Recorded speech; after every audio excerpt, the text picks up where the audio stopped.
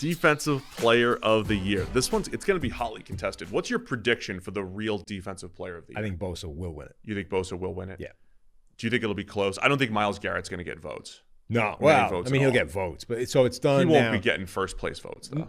He might get a couple. I mean, if the fact that the players put him on the first team All-Pro, I think is encouraging in terms of where people see him relative to I think players are way less skewed by record, though. Right, because especially the way you describe the voting, like it's left tackles are going to vote for, like they know Myles Garrett. That's the way it should be, right? The fact that you get guys that can have amazing seasons, like Aaron Donald has won 3 Defensive Player of the Year awards, right? And they're basically the 3 years where the Rams and their defense was good, which means Aaron Donald, who essentially has been the same guy for 7, 8 straight years, people have determined whether or not he was having a good or a bad year based off non-Aaron Donald factors, right? When the non-Aaron Donald factors have been good, Aaron Donald's having a Defensive Player of the Year caliber season. And when they haven't been, it's like, it's a down year for Aaron Donald. When he's basically been the same guy every year. He should be working on a 6 or 7 straight run of Defensive Player of the Year awards heading into this season, but he isn't because of other things.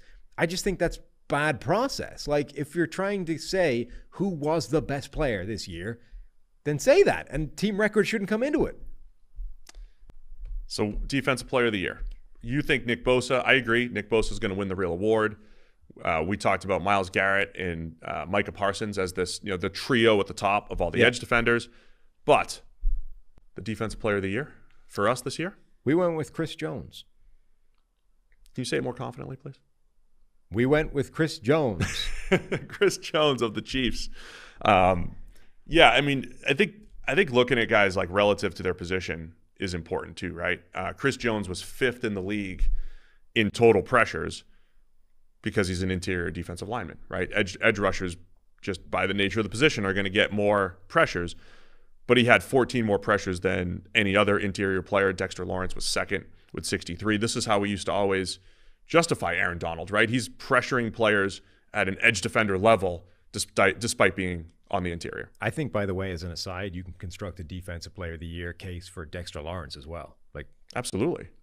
Just as a side note on this whole thing. Because Dexter Lawrence also had he had the highest run defense grade among all interior defensive linemen, plus being 2nd in pressures. Mm-hmm. Massive breakout season for Dexter Lawrence. And when we're doing this, because we do care about run defense, because we have looked at every single snap, there is a case there for Dexter Lawrence being up there with Chris Jones, but he was slightly behind Jones in overall grade here for us. Yeah. I think Jones was phenomenal this year. Like, even if Aaron Donald had played all season long, Chris Jones might have been the best interior pass rusher in the NFL all season long. That's the kind of level he was playing at. The fact that he can also kick out to beat tackles around the edge as a speed rusher at 315 pounds or whatever he is now is insane. Like, there's a reason that Kansas City decided that he could move and be a full-time edge rusher. It wasn't crazy.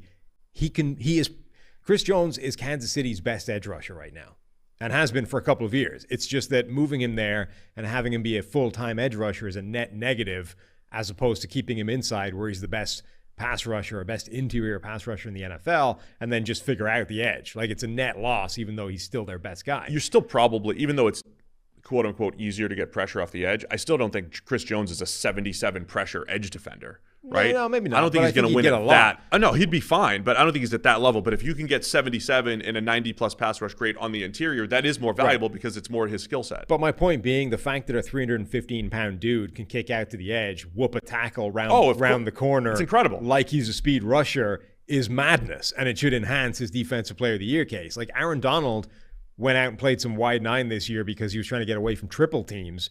And Aaron Donald didn't have that same kind of impact. And Aaron Donald, if you were aligning each one of them up and saying which guy has more speed and athleticism and burst and therefore might be a better edge rusher, you would say Aaron Donald. But Chris Jones is the one that can actually do that.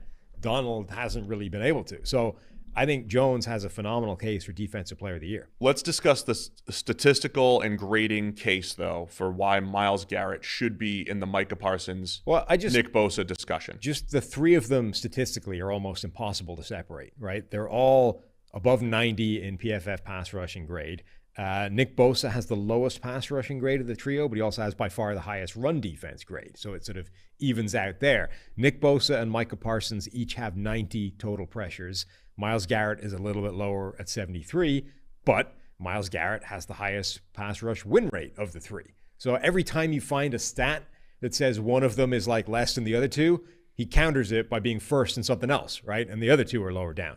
The only thing I really found that separated them in any way, shape, or form was Timo Riska's advanced stuff that he has, where he tweeted a chart, PFF Moo, if you're looking for him on Twitter, tweeted a chart that's essentially trying to quantify the performance of pass rushers generally relative to expectations, and then also on the other axis quantifying like how difficult was their role, like how difficult was the job, which factors in a whole bunch of stuff. So it factors in strength of competition. How good was the tackle this guy was being blocked by? Was it a tackle at all? Or was it a running back or a tight end, which happens a lot?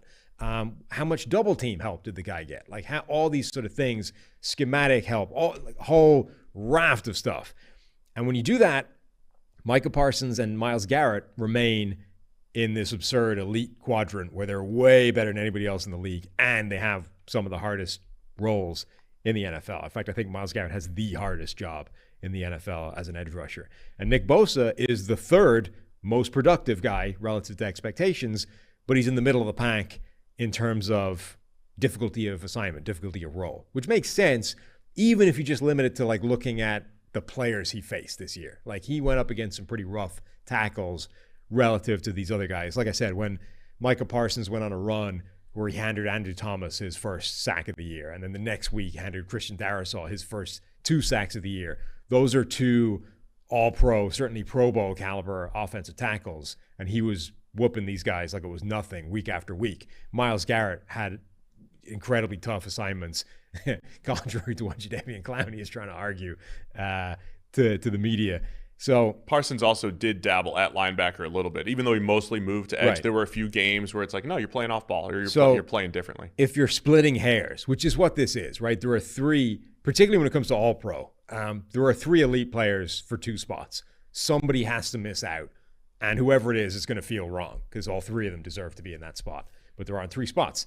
Same thing for Defensive Player of the Year. Like if you're looking to separate any of these guys, that's the closest thing it is to the hair splitting you can do, which says Nick Bosa is not even a step, is like slightly behind the other 2 guys.